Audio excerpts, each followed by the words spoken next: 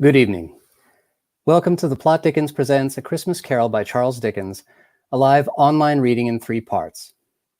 The Plot Dickens readers are John Boaz, Jennifer Abundas, Chandra Howard, Nikki Kalmus, Claire Krieger-Boaz, Amber Largent, Joe Partinsky, and Randy Thomas. Tonight, we present Staves 2 and 3 of A Christmas Carol. Due to the extended duration of tonight's reading, there will be a 5-minute intermission between the staves. And now, on to the first part of tonight's reading. A Christmas Carol by Charles Dickens, Stave 2, the first of the 3 spirits. When Scrooge awoke, it was so dark that looking out of bed he could scarcely distinguish the transparent window from the opaque walls of his chamber. He was endeavoring to pierce the darkness with his ferret eyes when the chimes of a neighboring church struck the 4 quarters. So he listened for the hour. To his great astonishment, the heavy bell went on from 6 to 7, and from 7 to 8, and regularly up to 12, then stopped. 12! It was past 2 when he went to bed. The clock was wrong. An icicle must have got into the works. 12!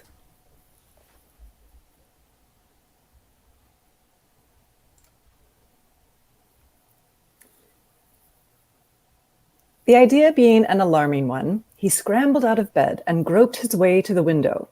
He was obliged to rub the frost off with the sleeve of his dressing gown before he could see anything, and could see very little then. All he could make out was that it was still very foggy and extremely cold, and that there was no noise of people running to and fro and making a great stir, as there unquestionably would have been if night had beaten off bright day and taken possession of the world. Scrooge went to bed again and thought and thought and thought it over and over and over, and could make nothing of it. The more he thought, the more perplexed he was, and the more he endeavored not to think, the more he thought. Marley's ghost bothered him exceedingly. Every time he resolved within himself after mature inquiry that it was all a dream, his mind flew back again like a strong spring released to its first position, and presented the same problem to be worked all through. Was it a dream or not? Scrooge lay in this state until the chime had gone 3 quarters more, when he remembered on a sudden that the ghost had warned him of visitation when the bell tolled 1. He resolved to lie awake until the hour was past, and, considering that he could no more go to sleep than go to heaven, this was perhaps the wisest resolution in his power. The quarter was so long that he was more than once convinced he must have sunk into a doze unconsciously and missed the clock. At length it broke upon his listening ear. Ding dong. A quarter past. Ding dong. Half past. Ding dong. A quarter to it. Ding dong. The hour itself and nothing else. He spoke before the hour bell sounded, which it now did with a deep, dull, hollow, melancholy 1. Light flashed up in the room upon the instant, and the curtains of his bed were drawn. The curtains of his bed were drawn aside, I tell you, by a hand. Not the curtains at his feet, nor the curtains at his back, but those to which his face was addressed. The curtains of his bed were drawn aside, and Scrooge, starting up into a half-recumbent attitude, found himself face to face with the unearthly visitor who drew them, as close to it as I am now to you, and I am standing in the spirit at your elbow. It was a strange figure, like a child, yet not so like a child as like an old man, viewed through some supernatural medium, which gave him the appearance of having receded from view and being diminished to a child's proportions. Its hair, which hung about its neck and down its back, was white as if with age, and yet the face had not a wrinkle in it, and the tenderest bloom was on the skin. The arms were very long and muscular, the hands the same, as if its hold were of uncommon strength. Its legs and feet, most delicately formed, were, like those upper members, bare. It wore a tunic of the purest white, and round its waist was bound a lustrous belt, the sheen of which was beautiful. It held a branch of fresh green holly in its hand, and in singular contradiction of that wintry emblem, had its dress trimmed with summer flowers. But the strangest thing about it was that from the crown of its head there sprung a bright, clear jet of light, by which all this was visible, and which was doubtless the occasion of its using, in its duller moments, a great extinguisher for a cap, which it now held under its arm. Even this, though, when Scrooge looked at it with increasing steadiness, was not its strangest quality. For as its belt sparkled and glittered now in one part and now in another, and what was light one instance, at another time was dark, so the figure itself fluctuated in its distinctness, being now a thing with one arm, now with one leg, now with 20 legs, now a pair of legs without a head, now a head without a body, of which dissolving parts no outline would be visible in the dense gloom wherein they melted away. And in the very wonder of this, it would be itself again, distinct and clear as ever. Are you the spirit, sir, whose coming was foretold to me? I am. Who and what are you? I am the ghost of Christmas past. Long past? No, your past. Perhaps Scrooge could not have told anybody why, if anybody could have asked him, but he had a special desire to see the spirit in his cap, and begged him to be covered. What? Would you so soon put out with worldly hands the lie I give? Is it not enough that you are one of those whose passions made this cap, and force me through whole trains of years to wear it low upon my brow? Scrooge reverently disclaimed all intention to offend or any knowledge of having willfully bonneted the spirit at any period of his life. He then made bold to inquire what business brought him there. Your welfare. A night of unbroken rest might be more conducive to that end. Your reclamation, then. Take heed. It put out its strong hand as it spoke and clasped him gently by the arm. Rise and walk with me. It would have been in vain for Scrooge to plead that the weather and the hour were not adapted to pedestrian purposes, that bed was warm and the thermometer a long way below freezing, that he was clad but lightly in his slippers, dressing gown, and nightcap, and that he had a cold upon him at the time. The grasp was not to be resisted. He rose, but finding that the spirit made toward the window, clasped his robe in supplication.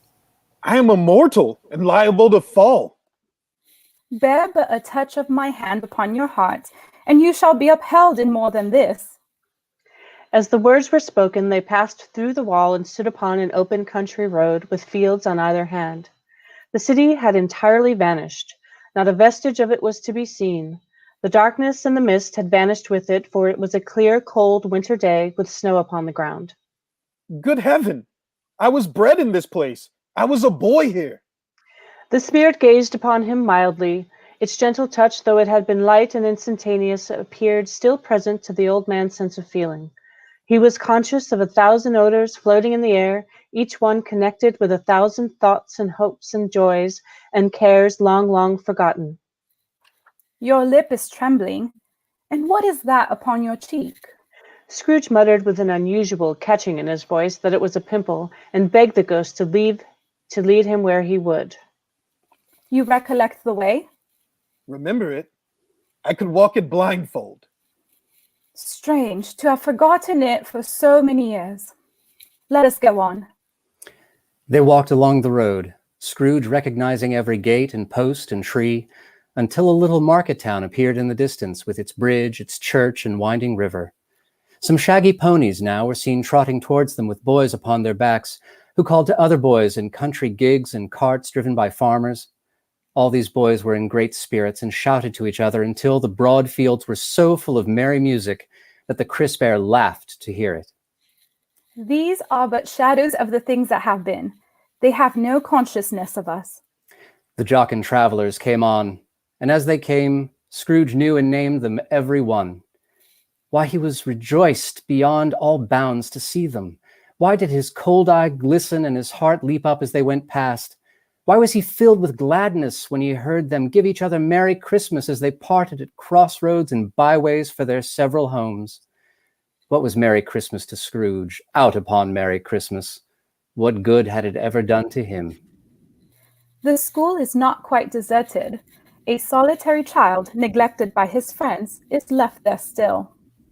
Scrooge said he knew it, and he sobbed. They left the high road by a well-remembered lane and soon approached a mansion of dull red brick. It was a large house, but one of broken fortunes, for the spacious offices were little used, their walls were damp and mossy, their windows broken, and their gates decayed. Fowls clucked and strutted in the stables, and the coach houses and sheds were overrun with grass. Nor was it more retentive of its ancient state within, for entering the dreary hall and glancing through the open doors of many rooms, they found them poorly furnished, cold, and vast. There was an earthy savor in the air, a chilly bareness in the place, which associated itself somehow with too much getting up by candlelight and not too much to eat.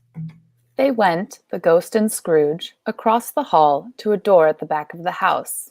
It opened before them and disclosed a long, bare, melancholy room, made barer still by lines of plain deal forms and desks. At one of these, a lonely boy was reading near a feeble fire, and Scrooge sat down upon a form and wept to see his poor forgotten self as he used to be. Not a latent echo in the house, not a squeak and scuffle from the mice behind the paneling, not a drip from the half-thawed waterspout in the dull yard behind, not a sigh among the leafless boughs of one despondent poplar, not the idle swinging of an empty storehouse door, no, not a clicking in the fire, but fell upon the heart of Scrooge with a softening influence and gave a freer passage to his tears. Poor boy. I wish, but it's too late now. What is the matter? Nothing. There was a boy singing a Christmas carol at my door last night. I should like to have given him something, that's all. The ghost smiled thoughtfully and waved its hand. Let us see another Christmas. Scrooge's former self grew larger at the words, and the room became a little darker and more dirty. The panels shrunk, the windows cracked. Fragments of plaster fell out of the ceiling, and the naked lats were shown instead. But how all this was brought about, Scrooge knew no more than you do. He only knew that it was quite correct, that everything had happened so, that there he was, alone again, when all the other boys had gone home for the jolly holidays. He was not reading now, but walking up and down despairingly. Scrooge looked at the ghost, and with a mournful shaking of his head, glanced anxiously towards the door. It opened, and a little girl, much younger than the boy, came darting in, and putting her arms about his neck, and often kissing him, addressed him as dear, dear brother.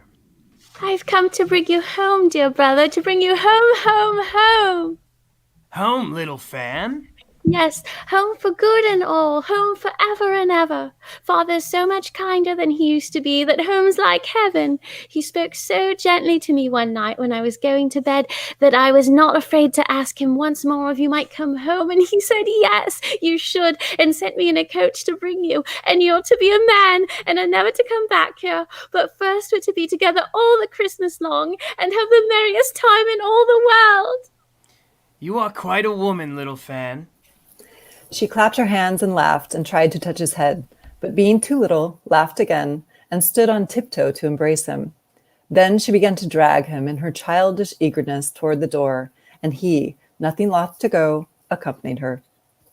Always a delicate creature, your sister, whom a breath might have withered, but she had a large heart. So she had. You're right. I will not gainsay it, Spirit. God forbid. She died a woman and had, as I think, children? One child. True. Your nephew. Yes. Although they had but that moment left the school behind them, they were now in the busy thoroughfares of the city, where shadowy passengers passed and repassed, where shadowy carts and coaches battled for the way, and all the strife and tumult of a real city were. It was made plain enough by the dressing of the shops that here too it was Christmas time again, but it was evening, and the streets were lighted up. The ghost stopped at a certain warehouse door and asked Scrooge if he knew it. Know it? I was apprenticed here. They went in. At sight of an old gentleman in a Welsh wig sitting behind such a high desk that if he had been 2 inches taller he might have knocked his head against the ceiling, Scrooge cried in great excitement, Why, it's old Fezziwig! Bless his heart! It's Fezziwig alive again! Old Fezziwig laid down his pen and looked up at the clock, which pointed to the hour of 7. He rubbed his hands, adjusted his capacious waistcoat, laughed all over himself from his shoes to his organ of benevolence, and called out in a comfortable, oily, rich, fat, jovial voice, Yo-ho there, Ebenezer! Dick! Scrooge's former self, now grown a young man, came briskly in accompanied by his fellow apprentice. Dick Wilkins, to be sure. Bless me, yes! There he is! He was very much attached to me, was Dick. Poor Dick. Dear, dear. Yo-ho, my boys, no more work tonight. Christmas Eve, Dick. Christmas, Ebenezer. Let's have the shutters up before a man can say Jack Robinson. You wouldn't believe how those two fellows went at it. They charged into the street with the shutters. 1, 2, 3. Had 'em up in their places. 4, 5, 6. Barred 'em and pinned 'em. 7, 8, 9. And came back before you could have got to 12, panting like racehorses. Hiley-ho, clear away, my lads, and let's have lots of room here. Hiley-ho, Dick. Cheer up, Ebenezer. Clear away. There was nothing they wouldn't have cleared away, or couldn't have cleared away, with old Fezziwig looking on. It was done in a minute. Every movable was packed off, as if it were dismissed from public life forevermore. The floor was swept and watered, the lamps were trimmed, fuel was heaped upon the fire, and the warehouse was as snug and warm and dry and bright a ballroom as you would desire to see upon a winter's night. In came a fiddler with a music book and went up to the lofty desk and made an orchestra of it and tuned like 50 stomach aches. In came Mrs. Fezziwig, one vast substantial smile. In came the 3 Miss Fezziwigs, beaming and lovable. In came the 6 young followers whose hearts they broke. In came all the young men and women employed in the business. In came the housemaid with her cousin, the baker. In came the cook with her brother's particular friend, the milkman. In came the boy from over the way who was suspected of not having board enough from his master, trying to hide himself behind the girl from next door, but one who was proved to have had her ears pulled by her mistress. In they all came, one after another, some shyly, some boldly, some gracefully, some awkwardly, some pushing, some pulling. In they all came, anyhow and everyhow. Away they all went, 20 couple at once, hands half round and back again the other way, down the middle and up again, round and round in various stages of affectionate grouping. Old top couple always turning up in the wrong place, new top couple starting off again. As soon as they got there, all top couples at last, and not a bottom one to help them. When this result was brought about, old Fezziwig, clapping his hands to stop the dance, cried out, Well done! And the fiddler plunged his hot face into a pot of porter, especially provided for that purpose. But scorning rest upon his reappearance, he instantly began again, though there were no dancers yet, as if the other fiddler had been carried home exhausted on a shutter, and he were a brand new man, resolved to beat him out of sight or perish. Then old Fezziwig stood out to dance with Mrs. Fezziwig. Top couple, too, with a good stiff piece of work cut out for them. 3 or 4 and 20 pair of partners, people who were not to be trifled with. People who would dance and had no notion of walking. But if they had been twice as many, 4 times old, Fezziwig would have been a match for them, and so would Mrs. Fezziwig. As to her, she was worthy to be his partner in every sense of the term. A positive light appeared to issue from Fezziwig's calves. They shone in every part of the dance like moons. You couldn't have predicted, at any given time, what would have become of them next. When the clock struck 11, this domestic ball broke up. Mr. and Mrs. Fezziwig took their stations, one on either side of the door, and shaking hands with every person individually as he or she went out, wished him or her a Merry Christmas. When everybody had retired, but the two prentices, they did the same to them, and thus the cheerful voices died away, and the lads were left to their beds, which were under a counter in the back shop. During the whole of this time, Scrooge had acted like a man out of his wits. His heart and soul were in the scene, and with his former self. He corroborated everything, remembered everything, enjoyed everything, and underwent the strangest agitation. It was not until now, when the bright faces of his former self and Dick were turned from them, that he remembered the ghost, and became conscious that it was looking full upon him, while the light upon its head burnt very clear. A small matter to make these silly folks so full of gratitude. Small? Why, is it not? He has spent but a few pounds of your mortal money, 3 or 4 perhaps. Is that so much that he deserves this praise? It isn't that. It isn't that, Spirit. He has the power to render us happy or unhappy, to make our service light or burdensome, a pleasure or a toil. Say that his power lies in words and looks, in things so slight and insignificant that it is impossible to add and count them up. What then? The happiness he gives is quite as great as if it cost a fortune. He felt the spirit's glance and stopped. What is the matter? Nothing particular. Something, I think. No. I should like to be able to say a word or two to my clerk just now. That's all. His former self turned down the lamps as he gave utterance to the wish, and Scrooge and the ghost again stood side by side in the open air. My time grows short. Quick! This was not addressed to Scrooge or to anyone whom he could see, but it produced an immediate effect. For again Scrooge saw himself. He was older now, a man in the prime of life. His face had not the harsh and rigid lines of later years, but it had begun to wear the signs of care and avarice. There was an eager, greedy, restless motion in the eye which showed the passion that had taken root and where the shadow of the growing tree would fall. He was not alone, but sat by the side of a fair young girl in a mourning dress, in whose eyes there were tears which sparkled in the light that shone out of the ghost of Christmas past. It matters little to you, very little. Another idol has displaced me, and if it can cheer and comfort you in time to come, as I would have tried to do, I have no just cause to grieve. What idol has displaced you? A golden one. This is the even-handed dealing of the world.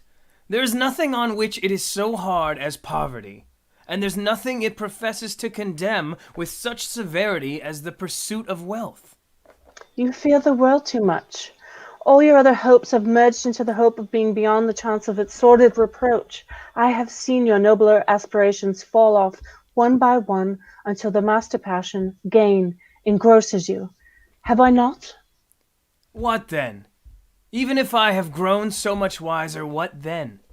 I am not changed towards you, am I? Our contract is an old one. It was made when we were both poor and content to be so, until in good season we could improve our worldly fortune by our patient industry. You are changed. When it was made, you were another man. I was a boy. Your own feeling tells you that you were not what you are. I am that which promised happiness when we were one in heart is fraught with misery now that we are two.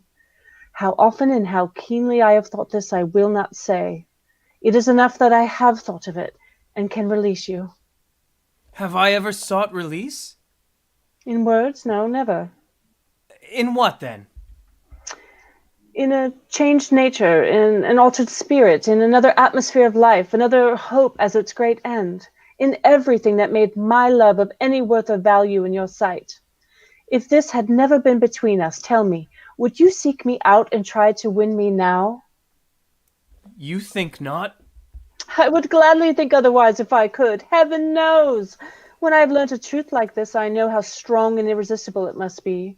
But if you were free today, tomorrow, yesterday, can even I believe that you would choose a dowerless girl, you, who in your very confidence with her weigh everything by gain, or choosing her if for a moment you were false enough to your one guiding principle to do so, Do I not know that your repentance and regret would surely follow?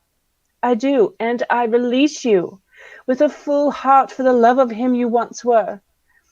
You may, and the memory of what is past half makes me hope you will, have pain in this, a very, very brief time, and you will dismiss the recollection of it gladly as an unprofitable dream from which it happened that well that you awoke. May you be happy in the life you have chosen. She left him, and they parted. Spirit, show me no more. Conduct me home. Why do you delight to torture me? One shadow more. No more. No more. I do not wish to see it. Show me no more. But the relentless ghost pinioned him in both his arms and forced him to observe what happened next. They were in another scene and place, a room, not very large or handsome, but full of comfort. Near to the winter fire sat a beautiful young girl, so like that last that Scrooge believed it was the same, until he saw her, now a comely matron, sitting opposite her daughter. The noise in this room was perfectly tumultuous, for there were more children there than Scrooge, in his agitated state of mind, could count. But now a knocking at the door was heard, and such a rush immediately ensued that she, with laughing face and plundered dress, was borne towards it in the center of a flushed and boisterous group, just in time to greet the father, who came home attended by a man laden with Christmas toys and presents. Then the shouting and the struggling, and the onslaught that was made on the defenseless porter. The scaling him with chairs for ladders to dive into his pockets, despoil him of brown paper parcels, hold on tight by his cravat, hug him round his neck, pommel his back, and kick his legs in irrepressible affection. The shouts of wonder and delight with which the development of every package was received. And now Scrooge looked on more attentively than ever, when the master of the house, having his daughter leaning fondly on him, sat down with her and her mother at his own fireside.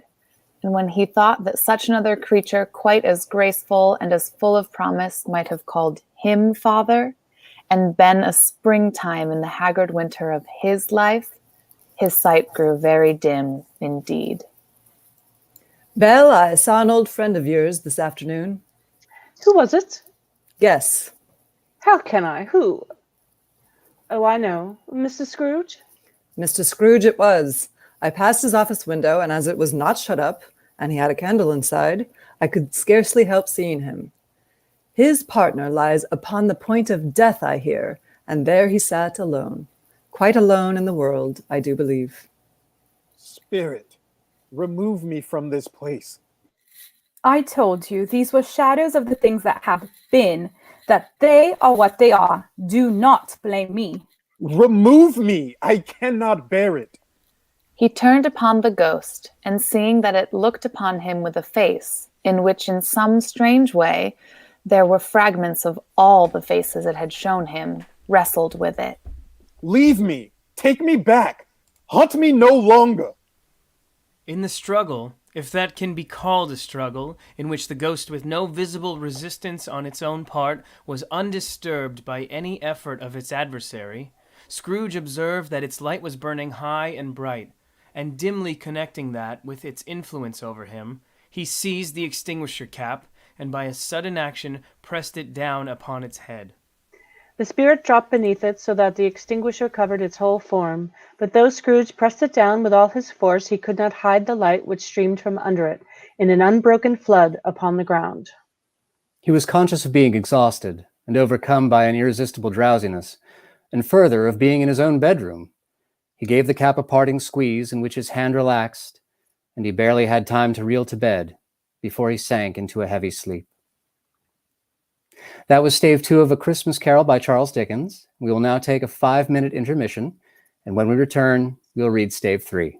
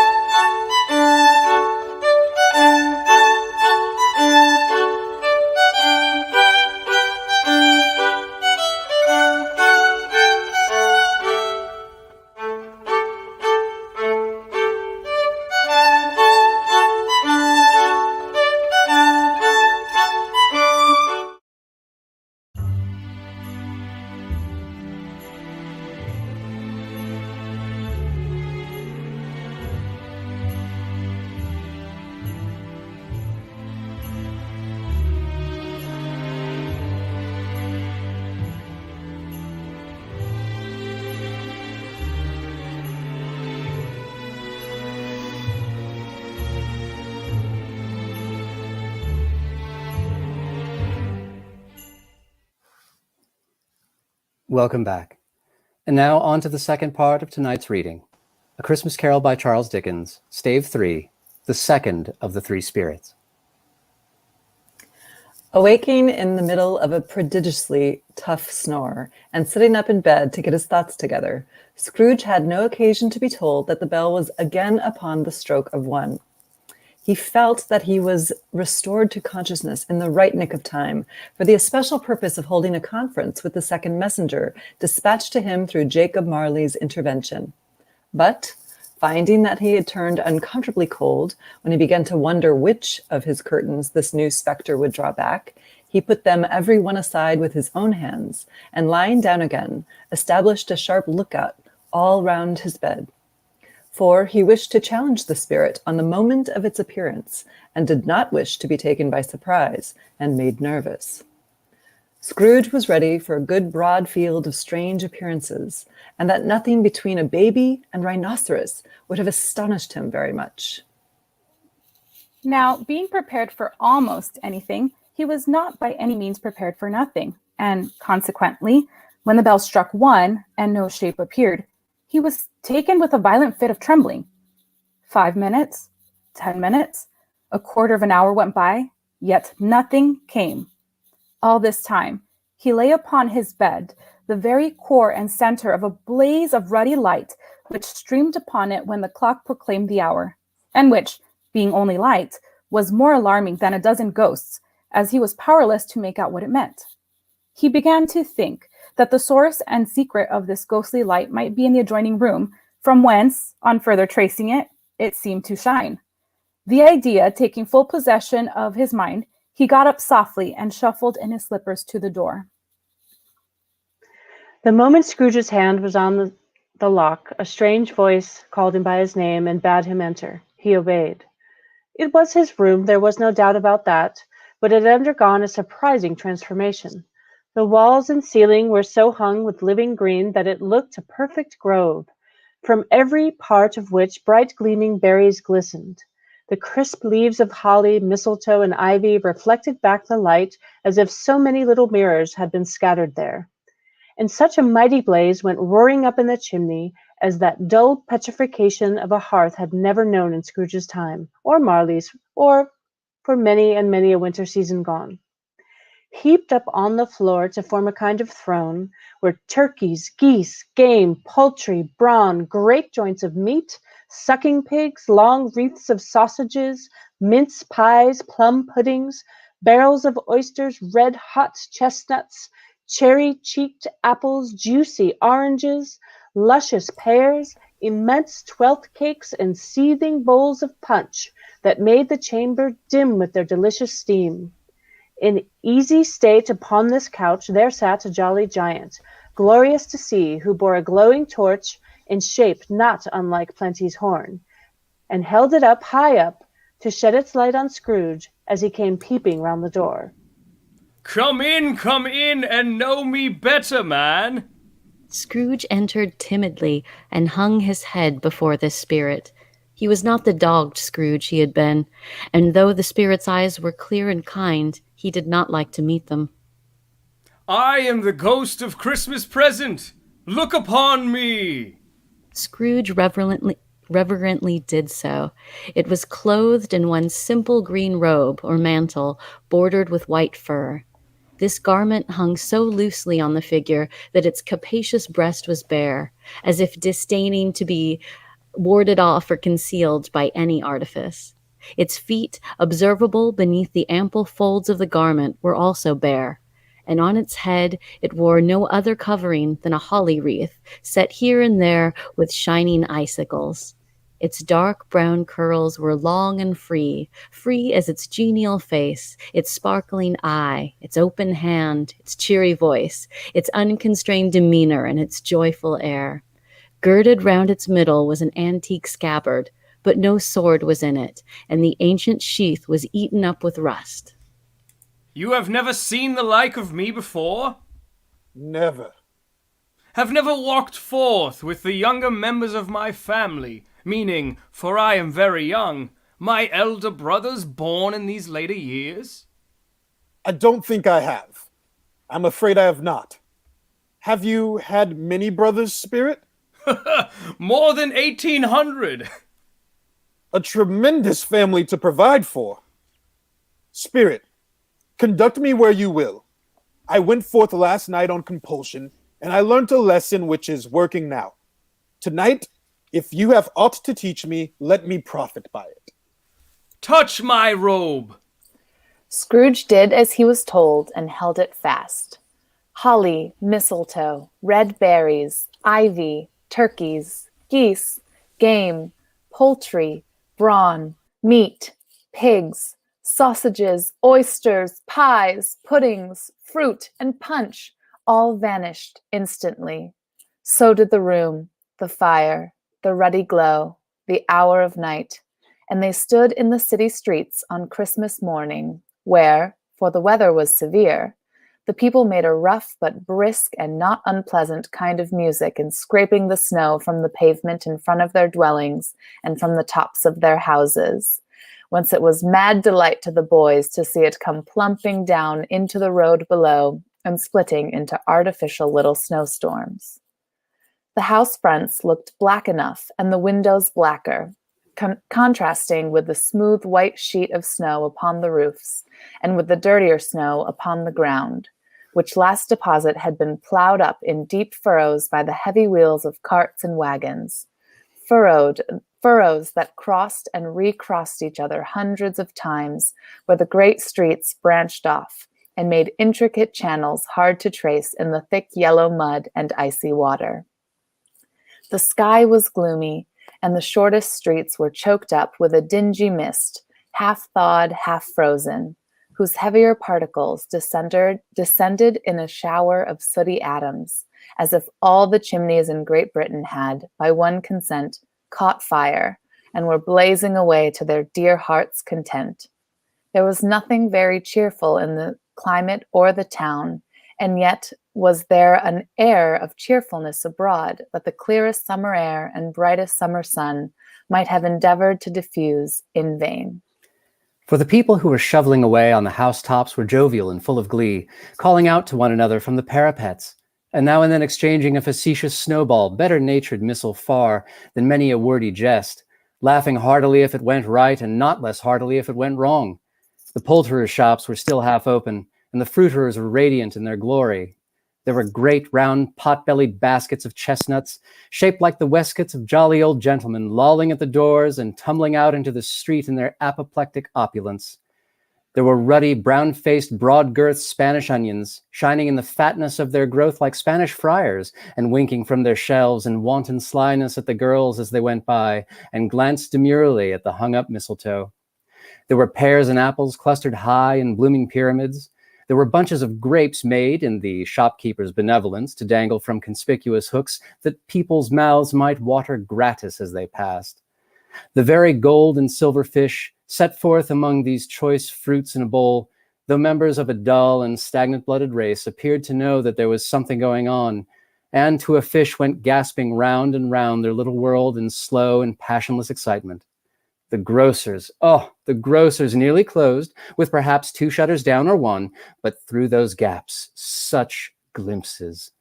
It was not alone that the scales descending on the counter made a merry sound, or that the twine and roller parted company so briskly, or that the canisters were rattled up and down like juggling tricks, or even that the blended scents of tea and coffee were so grateful to the nose, or even that the raisins were so plentiful and rare, the almonds so extremely white, the sticks of cinnamon so long and straight, the other spices so delicious, the candied fruits so caked and spotted with molten sugar as to make the coldest lookers-on feel faint and subsequently bileless.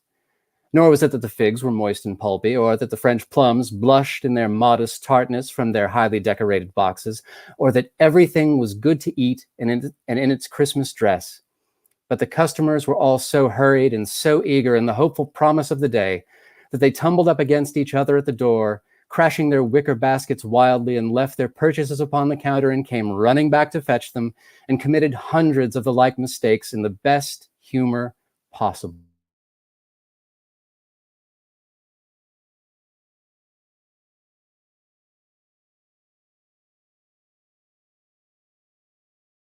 Worn outside for general inspection, and for Christmas dolls to peck at if they chose. But soon the steeples called good people all to church and chapel, and away they came, flocking through the streets in their best clothes and with their gayest faces. And at the same time there emerged from scores of by streets, lanes, and nameless turnings innumerable people, carrying their dinners to the bakers' shops. The sight of these poor revelers appeared to interest the spirit very much, for he stood with Scrooge beside him in a baker's doorway, and taking off the covers as their bearers passed, sprinkled incense on their dinners from his torch. And it was a very uncommon kind of torch, for once or twice, when there were angry words between some dinner carriers who had jostled each other, he shed a few drops of water on them from it, and their good humor was restored directly. For they said it was a shame to quarrel upon Christmas Day, and so it was. In time, the bells ceased, and the bakers were shut up, and yet there was a genial shadowing forth of all these dinners and the progress of their cooking, in the thawed blotch of wet above each baker's oven, where the pavement smoked as if its stones were cooking too. Is there a peculiar flavor in what you sprinkle from your torch? There is. My own. Would it apply to any kind of dinner on this day? To any kindly given. To a poor one most.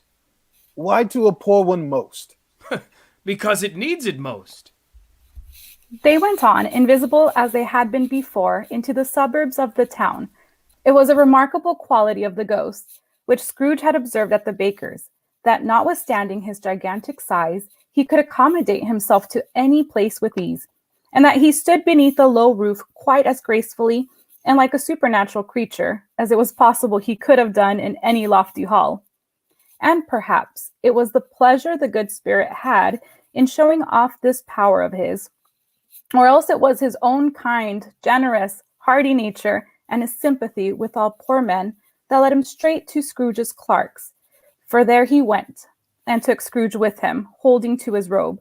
And on the threshold of the door, the spirit smiled and stopped to bless Bob Cratchit's dwelling with the sprinkling of his torch. Then up rose Mrs. Cratchit, Bob Cratchit's wife, dressed out but poorly in a twice-turned gown, but brave in ribbons, and she laid the cloth, assisted by Belinda Cratchit, second of her daughters, also brave in ribbons, while Master Peter Cratchit plunged a fork into the saucepan of potatoes, and getting the corners of his monstrous shirt collar, Bob's private property conferred upon his son and heir in honor of the day, into his mouth, rejoiced to find himself so gallantly attired, and yearned to show his linen in the fashionable parks. And now two smaller Cratchits, boy and girl, came tearing in, screaming that outside the baker's they had smelt the goose and known it for their own, and basking in luxurious thoughts of sage and onion, these young Cratchits danced about the table and exalted Master Peter Cratchit to the skies, while he, not proud, although his collars nearly choked him, blew the fire until the slow potatoes bubbling up knocked loudly at the saucepan lid to be let out and peeled. Whatever has got your precious father then? And your brother Tiny Tim? And Martha weren't as late last Christmas Day as by half an hour. Here's Martha, Mother. Here's Martha, Mother, hurrah! There's such a goose, Martha. Why, bless your heart alive, my dear, how late you are. We'd a deal of work to finish up last night and had to clear away this morning, Mother. Well, never mind, so long as you are come. Sit you down by the fire, my dear, and have a warm. Lord bless you. No, there's Father coming. Hide, Martha, hide. So Martha hid herself, and in came little Bob, the father, with at least 3 feet of comforter, exclusive of the fringe, hanging down before him, and his threadbare clothes darned up and brushed to look seasonable, and Tiny Tim upon his shoulder. Alas, for Tiny Tim, he bore a little crutch and had his limbs supported by an iron frame. Why, where's our Martha? Not coming. Not coming? Not coming upon Christmas Day? Martha didn't like to see him disappointed, if it were only in joke. So she came out prematurely from behind the closet door and ran into his arms, while the 2 young Cratchits hustled Tiny Tim and bore him off into the wash-house, that he might hear the pudding singing in the copper. And how did little Tim behave? As good as gold and better.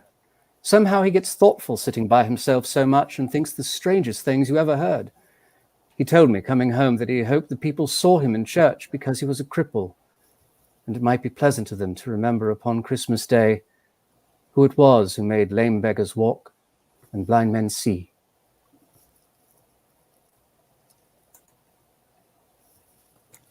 Bob's voice was tremulous when he told them this, and trembled more when he said that Tiny Tim was growing strong and hardy. His active little crutch was heard upon the floor, and back came Tiny Tim before another word was spoken, escorted by his brother and sister to his stool before the fire. And while Bob, turning up his cuffs as if, poor fellow, they were capable of being made more shabby, compounded some hot mixture in a jug with gin and lemons, and stirred it round and round, and put it on the hob to simmer. Master Peter and the two ubiquitous young Cratchits went to fetch the goose, with which they soon returned in high procession. Mrs. Cratchit made the gravy, ready beforehand in a little saucepan, hissing hot. Master Peter mashed the potatoes with incredible vigor. Miss Belinda sweetened up the applesauce. Martha dusted the hot plates. Bob took Tiny Tim beside him in a tiny corner at the table. The two young Cratchits set chairs for everybody, not forgetting themselves, and mounting guard upon their posts, crammed spoons into their mouths, lest they should shriek for goose before their turn came to be helped. At last, the dishes were set on, and grace was said. It was succeeded by a breathless pause as Mrs. Cratchit, looking slowly all along the carving knife, prepared to plunge it into the breast. But when she did, and when the long-expected gush of stuffing issued forth, one murmur of delight arose all around the board. There never was such a goose. Bob said he didn't believe there ever was such a goose cooked. Its tenderness and flavor, size and cheapness were the themes of universal admiration. Eked out by applesauce and mashed potatoes, it was a sufficient dinner for the whole family. Indeed, as Mrs. Cratchit said with great delight, surveying one small atom of a bone upon the dish, they hadn't ate it all at last. Yet every one had had enough, and the youngest Cratchits in particular were steeped in sage and onion to the eyebrows. But now, the plates being changed by Miss Belinda, Mrs. Cratchit left the room alone, too nervous to bear witness, to take the pudding up and bring it in. In half a minute, Mrs. Cratchit entered, flushed but smiling proudly, with the pudding, like a speckled cannonball, so hard and firm, blazing in half a quartern of ignited brandy and bediked with Christmas holly stuck into the top. Oh, what a wonderful pudding, Bob Cratchit said, and calmly too, that he regarded it as the greatest success achieved by Mrs. Cratchit since their marriage. Mrs. Cratchit said that now the weight was off her mind, she would confess she had had her doubts about the quantity of flour. Everybody had something to say about it, but nobody said or thought it was at all a small pudding for a large family. It would have been flat heresy to do so. Any Cratchit would have blushed to hint at such a thing. At last the dinner was all done. The cloth was cleared, the hearth swept, and the fire made up. The compound and the jug being tasted and considered perfect, apples and oranges were put upon the table, and a shovelful of chestnuts on the fire. Then all the Cratchit family drew round the hearth, and at Bob Cratchit's elbow stood the family display of glass, 2 tumblers, and a custard cup without a handle. These held the hot stuff from the jug, however, as well as golden goblets would have done, and Bob served it out with beaming looks while the chestnuts on the fire sputtered and cracked noisily. Then Bob proposed, "A Merry Christmas to us all, my dears. God bless us." God bless us, everyone. Tiny Tim sat very close to his father's side upon his little stool. Bob held his withered little hand in his, as if he loved the child and wished to keep him by his side, and dreaded that he might be taken from him. Spirit, tell me if Tiny Tim will live. I see a vacant seat in the poor chimney corner, and a crutch without an owner, carefully preserved. If these shadows remain unaltered by the future, the child will die. No, no. Oh no, kind spirit, say he will be spared. If these shadows remain unaltered by the future, none other of my race will find him here. What then? If he be like to die, had he better do it and decrease the surplus population? Scrooge hung his head to hear his own words quoted by the spirit, and was overcome with penitence and grief. Man, if man you be in heart, not adamant, forbear that wicked, can't until you have discovered what the surplus is and where it is. Will you decide what men shall live and what men shall die? It may be that you are more worthless and less fit to live than millions like this poor man's child. Oh God, to hear the insect on the leaf pronouncing on the too much life among his hungry brothers in the dust. Scrooge bent before the ghost's rebuke, and trembling cast his eyes upon the ground. But he raised them speedily on hearing his own name. Mr. Scrooge, I'll give you Mr. Scrooge, the founder of the feast. The founder of the feast, indeed. I wish I had him here. I'd give him a piece of my mind to feast upon, and I hope he'd have a good appetite for it. My dear, the children, Christmas Day. It should be Christmas Day, I am sure, on which one drinks to the health of such an odious, stingy, hard, unfeeling man as Mr. Scrooge. You know he is, Robert. No one knows it better than you do, poor fellow. My dear, Christmas Day. I'll drink to his health for your sake and the day's, not for his. Long life to him, a Merry Christmas and a Happy New Year. He'll be merry and very happy, I have no doubt. The children drank the toast after her.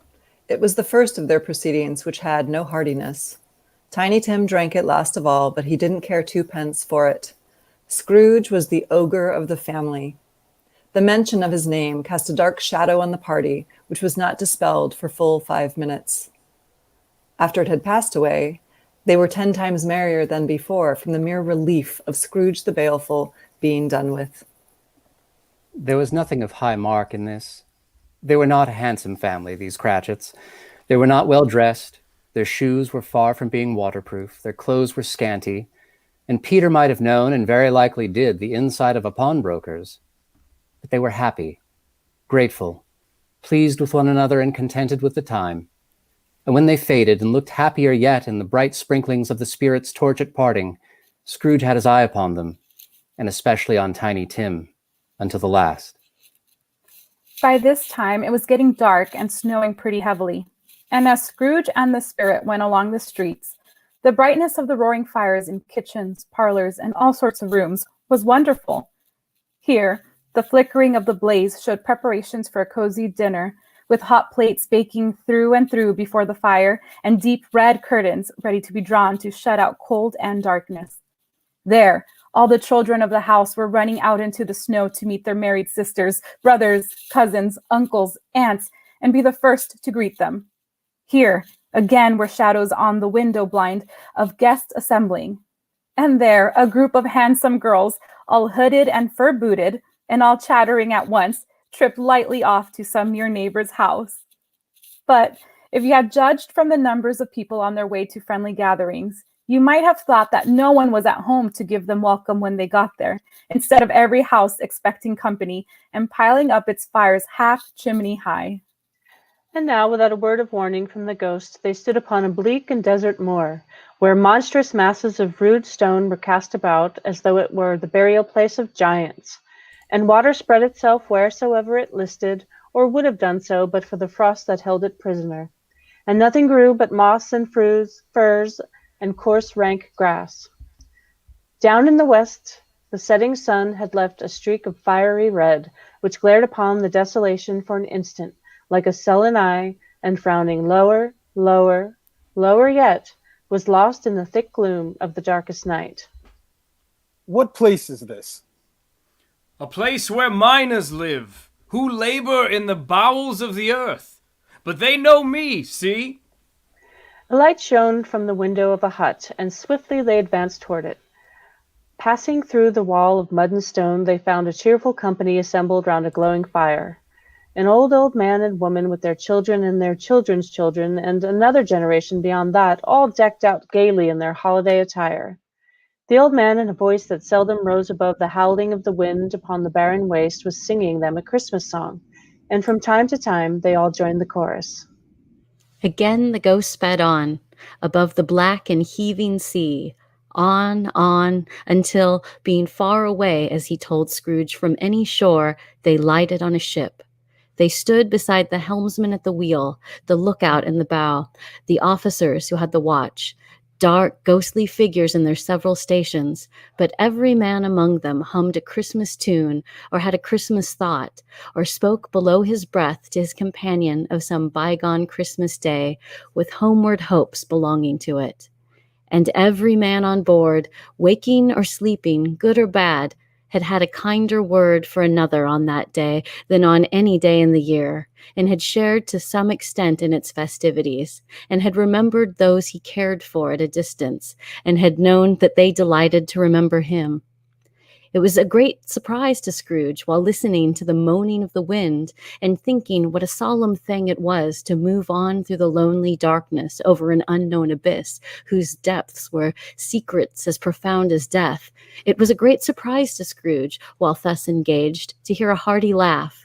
It was a much greater surprise to Scrooge to recognize it as his own nephew's, and to find himself in a bright, dry, gleaming room with the spirit standing smiling by his side and looking at that same nephew with approving affability.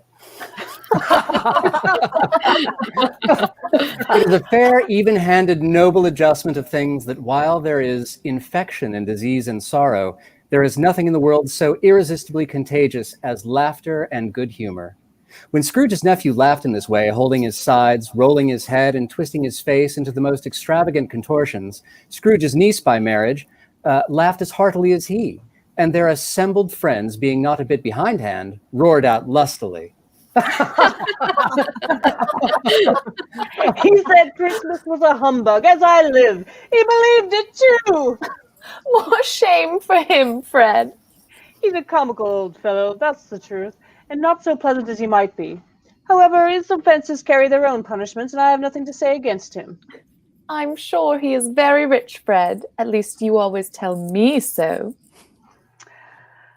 What of that, my dear? His wealth is of no use to him. He doesn't do any good with it. He doesn't make himself comfortable with it. He hasn't the satisfaction of thinking that he is ever going to benefit us with it. I have no patience with him.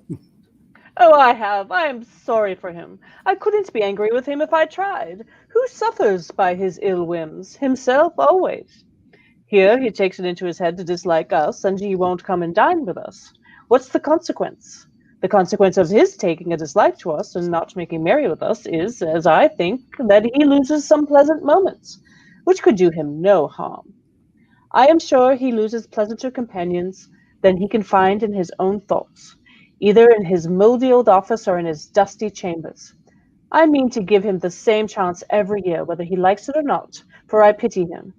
He may rail at the Christmas till he dies, but he can't help thinking better of it. I defy him. If he finds me going there in good temper year after year, saying, "Uncle Scrooge, how are you?" if it only puts him in the vein to leave his poor clerk £50, that's something. And I think I shook him yesterday.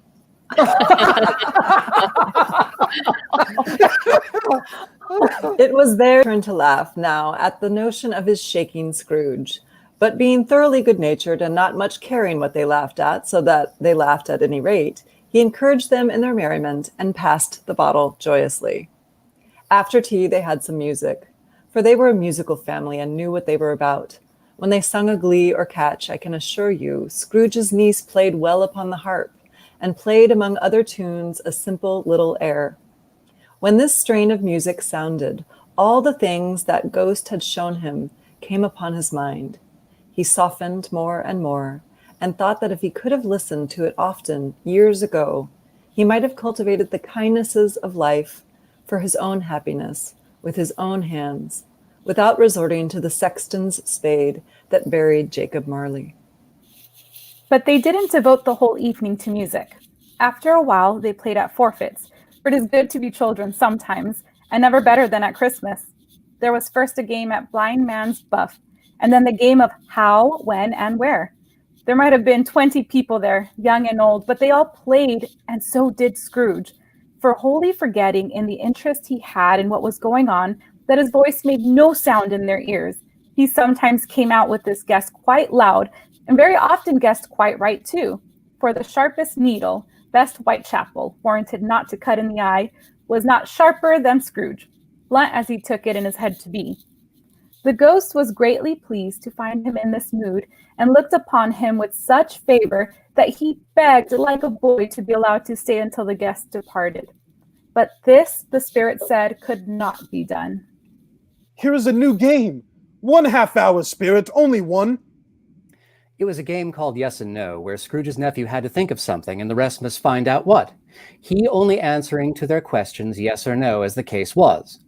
The brisk fire of questioning to which he was exposed elicited from him that he was thinking of an animal, a live animal, rather a disagreeable animal, a savage animal, an animal that growled and grunted sometimes and talked sometimes and lived in London and walked about the streets and wasn't made a show of and wasn't led by anybody and didn't live in a menagerie and was never killed in a market and was not a horse or an ass or a cow or a bull or a tiger or a dog or a pig or a bear.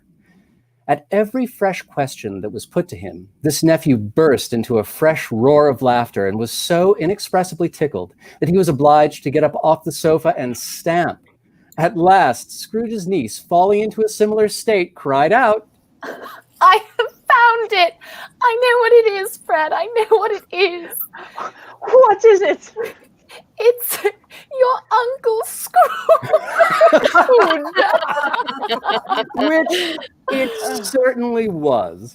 Admiration was the universal sentiment, though some objected to the reply to, is it a bear, ought to have been yes, inasmuch as an answer in the negative was sufficient to have diverted their thoughts from Mr. Scrooge, supposing they had ever had any tendency that way. He has given us plenty of merriment, I am sure, and it would be ungrateful not to drink to his health. Here is a glass of mulled wine ready to our hand at the moment. And I say, Uncle Scrooge! Well, Uncle Scrooge. A Merry Christmas and a Happy New Year to the old man, whatever he is. He wouldn't take it from me, but he may have it nevertheless. Uncle Scrooge!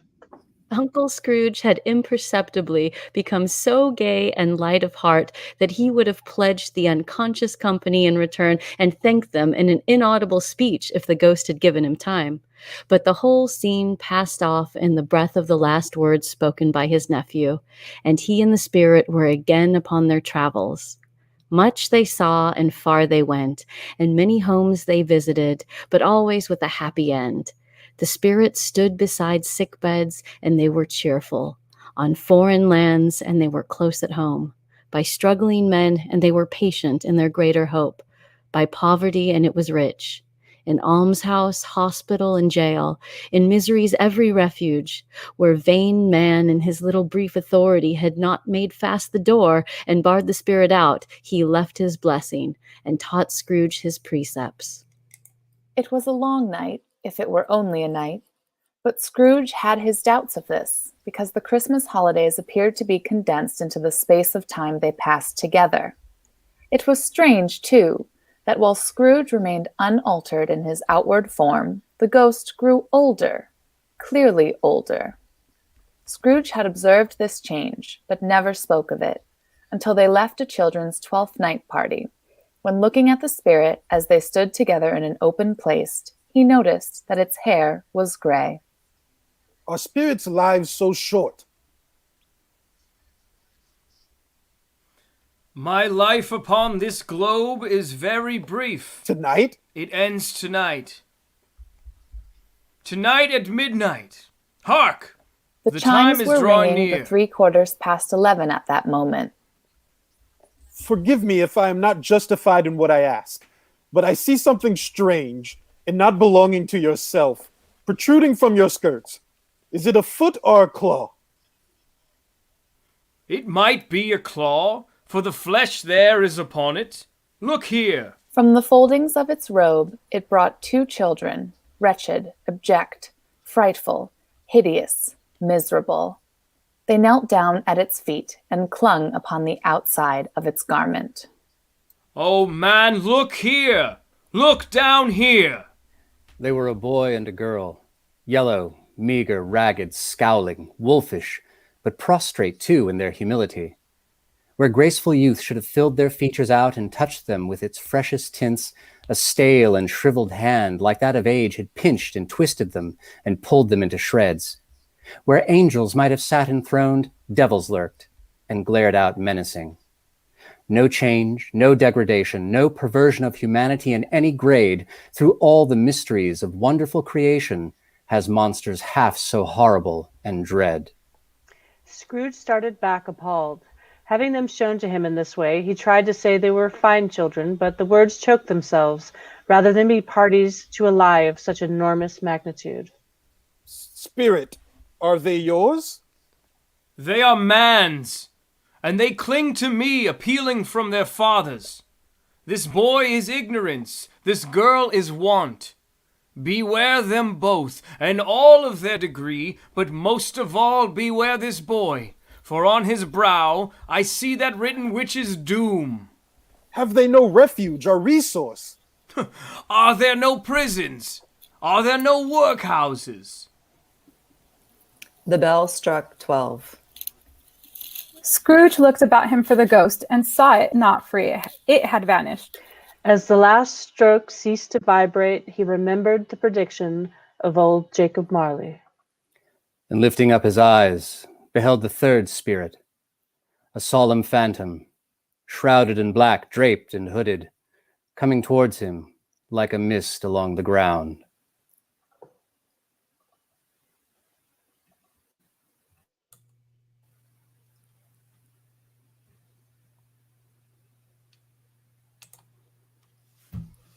This concludes night 2 of the Plot Dickens live online reading of A Christmas Carol by Charles Dickens. Thank you for joining us. You've just heard Staves 2 and 3. Join us again next Sunday, December 20th at 4 p.m. Pacific time for our final reading featuring Staves 4 and 5. After next week's reading, we'll have an online talkback. We'll take questions from audience comments posted to both Facebook and YouTube, and we'll respond to them in the live stream after the show. Before we sign off, in observance of Hanukkah, the Largent Emilio household will light the menorah. Baruch atah Adonai, Eloheinu melech haolam, asher kidshanu b'mitzvotav, v'tzivanu lahadlik ner shel Hanukkah. Baruch atah Adonai, Eloheinu melech haolam, she'asa nisim lavutenu, Bayazmin hahem bazman hazeh. Hey, Happy Hanukkah! happy Hanukkah. Thank you for tuning in and for listening. We hope to see you next week for our final reading. Good night, everybody. Happy holidays. Cheerio!